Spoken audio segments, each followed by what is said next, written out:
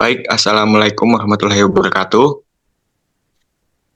Pada kesempatan ini kami akan mempresentasikan sebuah tugas yang berjudul Review Faktor Bahaya dalam Keselamatan dan Kesehatan Kerja, di mana pada presentasi atau tugas ini disusun oleh 4 orang, di mana seluruhnya merupakan mahasiswa program studi teknik elektro. Yang pertama yaitu saya sendiri atas nama Faiz Aditya Yasin dengan NIM 122130032 dan dilanjutkan oleh teman saya. Syaharani Putri dengan NIM 122130033. Clarissa Alda Akila dengan NIM 122130020. Dan saya Lona Fisatul Inayah dengan NIM 122130014.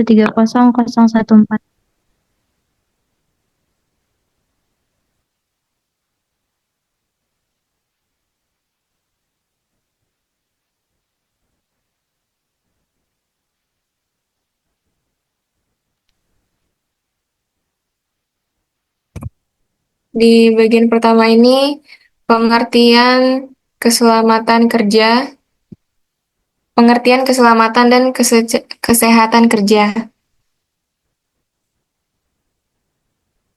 Keselamatan dan kesehatan kerja K3 adalah seperangkat kebijakan, peraturan, dan praktik yang diterapkan untuk melindungi tenaga kerja dari potensi bahaya di lingkungan kerja. Tujuan utama dari K3 adalah menciptakan kondisi kerja yang aman, mencegah cedera, serta mengurangi resiko penyakit akibat kerja. Ada beberapa faktor yang berasal dari berbagai aspek, yaitu ada faktor fisika, biologi, kimia, ergonomi, dan psikologi.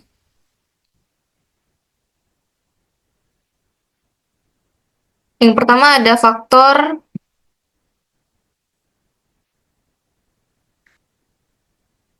dari fisika. Faktor fisika adalah faktor lingkungan kerja yang dapat mempengaruhi kondisi fisik pekerja. Beberapa contoh faktor fisika meliputi yang pertama ada kebisingan. Suara yang terlalu keras dari mesin atau alat berat dapat menyebabkan gangguan pendengaran. Yang kedua, suhu ekstrim. Bekerja di lingkungan dengan suhu terlalu panas atau terlalu dingin dapat mengganggu kesehatan pekerja. Yang ketiga, ada radiasi. Pajanan radiasi seperti sinar ultraviolet atau gelombang mikro dapat berdampak buruk pada kesehatan. Lalu yang keempat, getaran. Getaran yang berasal dari alat kerja seperti bor atau mesin berat dapat menyebabkan gangguan saraf dan otot. Dan yang terakhir, pencahayaan. Pencahayaan yang tidak memadai di lingkungan kerja dengan pencahayaan yang buruk dapat meningkatkan risiko kecelakaan. Lalu ada upaya pengendalian. Yang pertama menggunakan peredam suara untuk mengurangi kebisingan, lalu mengatur suhu kerja dengan ventilasi atau pendingin ruangan, lalu menggunakan alat pelindung diri atau APD seperti pelindung pendengaran atau kacamata anti radiasi. Dan yang terakhir mengatur posisi kerja untuk mengurangi dampak getaran.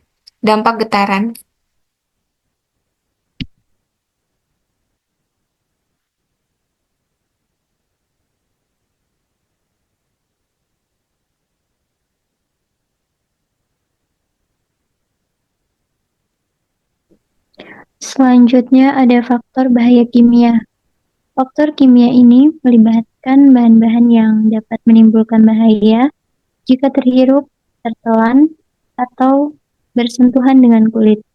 Contohnya, faktor kimia meliputi gas beracun, di mana gas beracun ini seperti karbon monoksida dan amonia. Kemudian ada uap kimia, uap dari bahan pelarut yang dapat menyebabkan gangguan pernapasan. Yang ketiga ada zat korosif, seperti asam dan alkali yang dapat menyebabkan luka bakar pada kulit. Kemudian, yang terakhir ada debu dan partikel halus, seperti serbuk kayu atau serbuk logam yang dapat menyebabkan gangguan pernapasan. Adapun upaya pengendaliannya yaitu Satu, menggunakan sistem ventilasi yang baik untuk mengurangi konsentrasi gas berbahaya. Kedua, memastikan penyimpanan bahan kimia dilakukan dengan aman. Yang ketiga, menggunakan masker atau respirator saat bekerja dengan bahan kimia. Yang terakhir, memeriksa dan memahami lembar data keselamatan bahan atau MSDS sebelum menggunakan bahan kimia.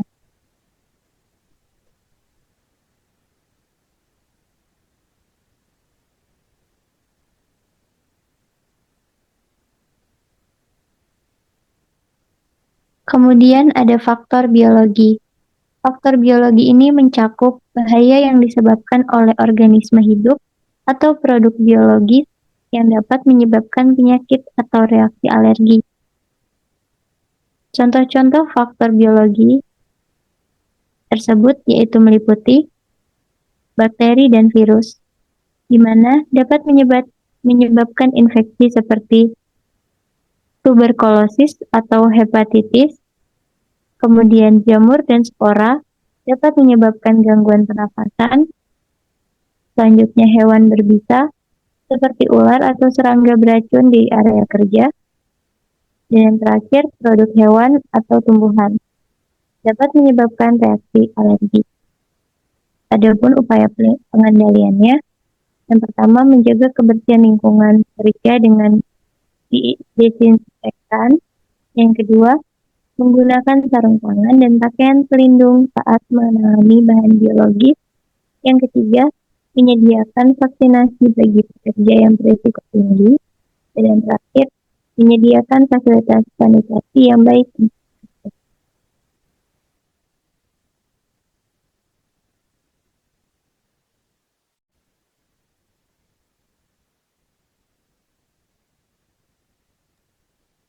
Selanjutnya yaitu faktor bahaya ergonomi. Faktor ergonomi berkaitan dengan kesesuaian antara manusia, peralatan kerja, dan lingkungan kerja.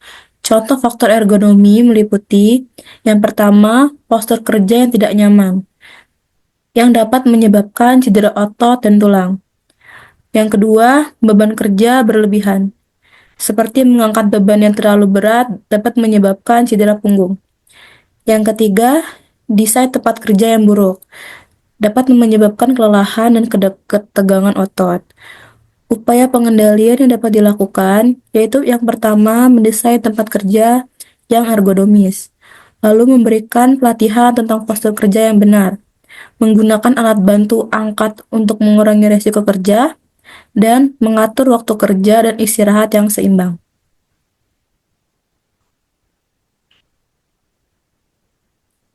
Selanjutnya, yaitu faktor bahaya psikologi. Faktor psikologi berkaitan dengan kondisi mental pekerja yang dapat mempengaruhi kesehatannya.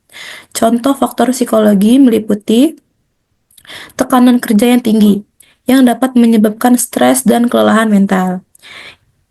Yang kedua, konflik di tempat kerja.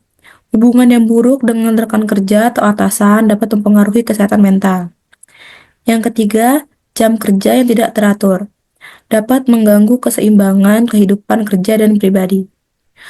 Upaya pengendalian yang dapat dilakukan, yang pertama, menciptakan lingkungan kerja yang kondusif. Yang kedua, mengadakan program kesejahteraan dan konseling bagi pekerja. Yang ketiga, memberikan fleksibilitas dan jadwal kerja jika memungkinkan. Dan yang terakhir, yaitu mengadakan kegiatan rekreasi untuk mengurangi stres.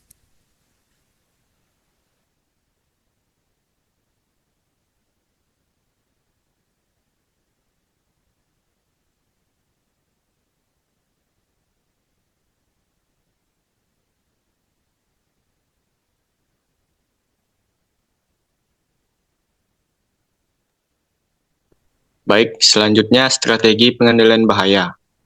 Terkait strategi pengendalian bahaya sendiri, itu untuk mengendalikannya terkait risiko faktor bahaya diperlukan strategi sebagai berikut. Yang pertama yaitu eliminasi, di mana di eliminasi ini akan dilakukan atau menghilangkan sumber bahaya dari tempat kerja. Yang kedua yaitu substitusi. Di substitusi ini kita akan menggunakan bahan atau sebuah proses kerja yang lebih aman. Kemudian yang ketiga yaitu rekayasa teknis, di mana di rekayasa teknis ini dilakukan penerapan teknologi atau sistem keamanan. Lalu administratif, di mana administratif ini kita akan menyusun prosedur dan kebijakan kerja yang aman. Dan yang terakhir yaitu penggunaan APD. Penggunaan APD sendiri memastikan pekerja menggunakan alat pelindung diri yang sesuai.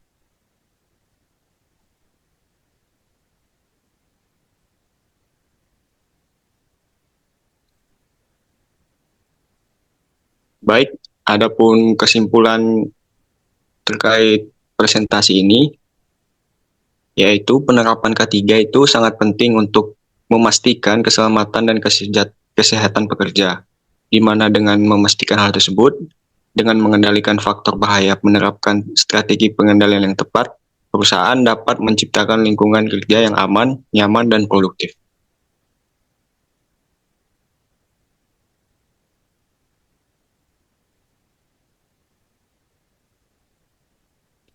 Baik, mungkin sekian presentasi dari kami. Kurang lebihnya kami mohon maaf. Kami ucapkan terima kasih. Wabillahi taufiq wal hidayah. Assalamualaikum warahmatullahi wabarakatuh. Terima kasih.